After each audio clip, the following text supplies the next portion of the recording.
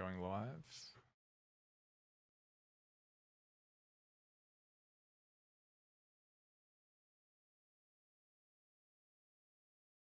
We are live.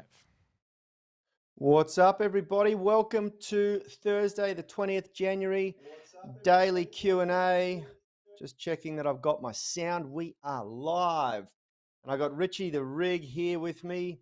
And today we are going to continue yesterday's discussion. Yesterday I spoke about revealing the three biggest key elements to a successful flexibility transformation, unlocking what I would call advanced levels of flexibility, and it's probably not what you think. So first up, we're going to reveal the A to Z of why you are not flexible yet, and then I'm going to tell you how to fix it. How are you, Richie? Good, Yanni. Very good. Had my 2 coffees, buzzing, ready to go. I'm about halfway through my second. I intermittent fast every day, or time restricted eating really until about 12:30. So I run on a couple of coffees, go get a massive 2-hour workout, hour cardio, walk in the morning, and yeah, I rock it. I love it. Today, Rad is busy working on putting the finishing touches on our 5-day flexibility challenge that kicks off on Monday.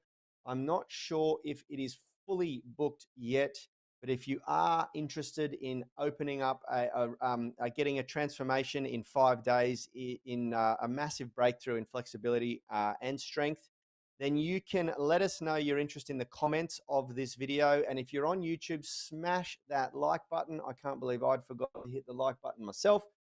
Yeah, let us know in the comments of either Facebook or I think I've been undeplatformed on Facey, so I'm just going to check. I made a joke to one of our inner circle in a post that was very relevant to the post, and I got deplatformed because I said, we will happily kick your butt, referring to that I was getting my butt kicked by the 28-day Kickstart program that we've got going at the moment.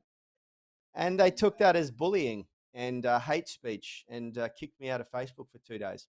Really got to watch what you say these days, don't you, on social Mate, media? you really do. You really do nowadays. It's pretty hectic. It's deadly. All right. So I want to rip through. I was very dogmatic about flexibility training. So I'm going to share a bit of a personal journey. But first of all, here's the A to Z of why you're not flexible. And these are all things that I have been through myself over the last 2 decades of my training.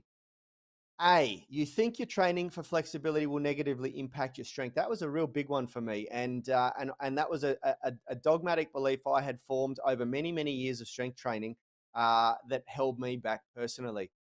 B, you probably think it's better to stretch before strength training. C, you probably think it's better to stretch after strength training.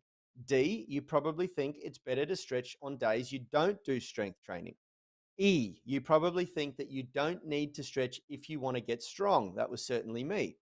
F, you don't think stretching is important enough to consume your precious time. That was me too. G, you think you can get flexible stretching once, twice, or even 3 times a week. H, you think you'll get flexible stretching if you have time after regular training. How many people fall victim to that sucker? Oh, I'll get it done after I've done my training. I, you're training for a half marathon and you'll stretch after the big race. I've got a lot of friends that fall into that bucket. J, you're training for another sport and you'll stretch during the off season. K, between your wife, kids, and career, you have 0 time to stretch. That was me too. L, you think you're a CrossFit athlete forged from steel and stretching is for wimps. That was sort of me. I never competed in CrossFit, but I got into that style of training and certainly didn't think I had time for stretching. M, you think you're a power lifter chiseled from stone and stretching is for pussies. That was also me for a while. N, you do yoga and think that's enough. O, you don't know the effective flexibility training techniques and methods. I can guarantee you that's probably most of you. P, you think flexibility training just means static, passive, and dynamic stretching. Q, you don't understand the neuromuscular mechanism of flexibility adaptation. I can guarantee you that is probably most people. R, you don't understand that flexibility training is the development of strength. S, you don't understand load management when training for flexibility. T, You don't understand the difference between mobility and flexibility training. That was a real big one for us and provided a monster breakthrough. You don't know how to periodize flexibility training programs. Big one also. V, you don't know if you should do more or less flexibility training when injured. How many people think that stretching is a great way to fix or treat pain or injury? W, you still think that stretching is a good way to manage injury and pain. That was certainly me until I started to work deeper with Phil White from ADPT Physio. X, you think the feeling of tightness in your joints means you're actually inflexible. That's another very common thing I hear around the gym. Y, you actually think your massage therapist is right when they tell you that you're tight, despite the fact that you've got extremely good mobility. And Z, you're treating flexibility training as a serious and intentional workout. And that one I'm going to highlight because it's so important. Now, here's the fact, and this is something that I came to realize about 5 years ago when I started to intentionally train for flexibility after enough poking and prodding from RAD that I needed to do it, and after enough injuries and setbacks with my own training. None of this is really your fault. And I mean that with all sincerity. You've just lacked one of three key ingredients for successful flexibility training, for a successful flexibility breakthrough. And that is obviously effective programming. You know, we need to know how to construct programs that are going to actually make the best use of the time we spend training. We need to leverage time in our training, because the reality is that, you know, the textbook method of training for strength specifically in a workout, training for flexibility specifically in a workout, and training for fitness specifically in a workout would take 3 hours a day. And we've tried that. You know, I'm sure Richard can relate. You remember the old days, Richie, where we used to do strength in the morning, cardio first thing in the morning, strength mid-morning, and flexibility in the afternoon. Do you remember that? Yeah, I do. And as a personal trainer, it might be easier to do, but for the average person, that is basically impossible. If you've got a 9 to 5 job, you can basically kiss that goodbye. It was Yeah, tough and to do look, even I for want us. to say, exactly. I want to say it did produce a good result, but man, it was unsustainable. You know, like I was getting up at 5 a.m. to go for a run to get my cardio in. And then we were coming to the gym, doing a few personal training sessions. And then mid morning, when the gym quietened down, we'd do our big, long 60-minute strength training workout. And then you'd be cooked after that because you've done 2 hours of exercise now, and you needed 4 to 6 hours of recovery before you could do your flexibility training. Because what you're going to start to realize is, don't worry, I'm not crying. I have an eye injury and I have to put drops and things in my eye every day. I got a cut He's, he, cornea. he's crying, guys. He's just so I'm passionate about this crying. I'm so topic. passionate about this topic. I'm so passionate. That's why I usually wear the orange glasses. You're not actually meant to wear blue blockers during the day. You're meant to expose yourself to blue light. But I wear them because I've always got this shiny stuff under my eye. Okay, I digress. You know, the textbooks will say that you have to separate these workouts, and it does produce a good result. But barring a professional athlete who is prioritizing training as their number one thing every day, and also maybe the odd personal trainer who lives in a gym and can afford to get those three workouts in, if you don't train these three things regularly enough, you don't develop them. You don't get a breakthrough. You don't achieve athletic levels of strength, flexibility, and fitness. That is fact. So what tends to happen is most people choose one, and that's what they prioritize. And for me, it used to be strength. And I've got lots of friends who have done the same thing and ended up having strokes in their mid 30s because they were terrible cardiovascular fitness wise. I got a real good lecture from one of my good friends, Ben Pekulski, who was an Olympia bodybuilder in the top 10, ranked in the peak of his career. And he gave me a solid lecture when we did a training session together for the very first time. And his warm up was 100 squats, 100 barbell back squats at body weight. So at the time I was 85 kilos. So he suggested I put 85 kilos on my back and I do 100 squats. And I watched him do this in front of me. And he did 10, took a couple of deep breaths, 10, took a couple of deep breaths, and proceeded to do 100 squats at his body weight, which at the time was 130 kilos. And my jaw hit the floor. That was his warm up. I got to like 30 and my cardio, it wasn't my legs that gave out. I had the muscle strength, but my cardio failed.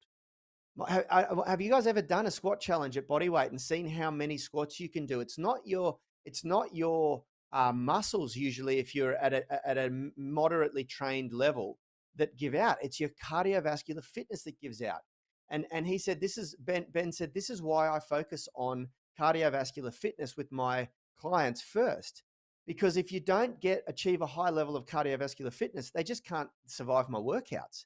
And then I can't get them to do the volume that they want to achieve a phenomenal result in a 12-week transformation or something like that, to stack on heaps and heaps of muscle, you know? So cardiovascular fitness is not just important for our overall health. It's important because it increases our work capacity in the workout. And then, so we know that we need effective programming. Okay, we need to know how to train a program for flexibility to actually get a result. And we need to know that has to be a specific workout. Then we need a workout efficient enough so that we can train for all of these things within a workout, because who has time for 3 hours of training every day spread out across the day? Unless you're a professional athlete, and I'll even challenge that will be hard for you as well. You can't have kids, and you certainly can't have a wife unless she's an athlete too, because she'll kill you, or a husband. And so we need efficient workouts that leverage time. And the last thing we need is an accountability system to make sure that you follow through and actually do the workouts consistently enough to get the result. And what we found over the years is that you need 3 levels. You need a multi-level accountability system. You need public and accountability, meaning that you're working out with a team of people. Have you ever found that training in a group environment is more successful than training in one-on-one? We scrapped our one-on-one training because our group members, who were paying a fraction of the one-on-one, simply got better results. And it was because of the herd mentality. It was because of that tribe energy that happens when you train in a group. I think this is one of the powerful things about CrossFit boxes. You know, when you're throwing down in a WOD with a bunch of other like-minded people who are all striving for the same goal, it's incredibly powerful. And I like to think that that's one of the reasons why the group accountability mechanism is so important. And so what we like to do is get people all in a group. We use Facebook and social media, but you can do however you want to do it, whether it's that you join a gym or do something like that. Whatever you do, you need to leverage herd accountability, group accountability.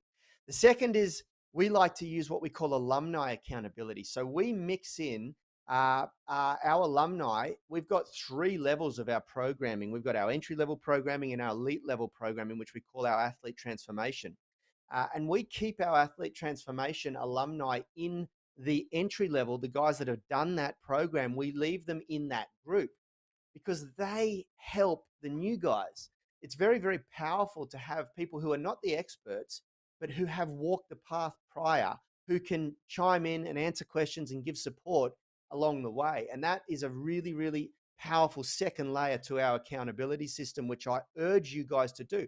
So when you build your tribe or herd, make sure you include people in there who have walked the path before you, who are not necessarily experts, who are people who are just everyday people, just like yourself, who are a little bit further along the journey. I like to say that the best teacher is not the master. The master is often too far ahead, that they've disconnected from the journey from where you're at. The best teacher for you is someone who's only a few years ahead of you in skill level, you know. And then the last one is that you have expert accountability, that you have a coach, that you have someone there who's not just able to produce the result in themselves, who has a system that can produce the results in other people. Because one achievement, N equals 1 doesn't work in the broader community.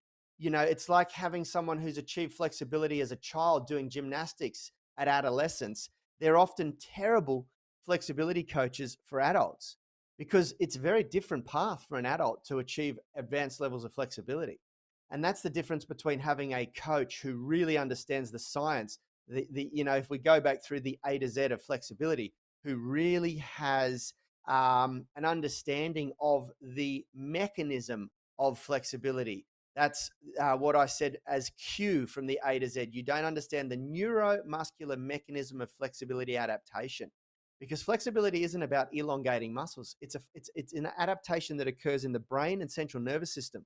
And if you don't understand how that works, you can't program for flexibility successfully, because you'll hurt an adult.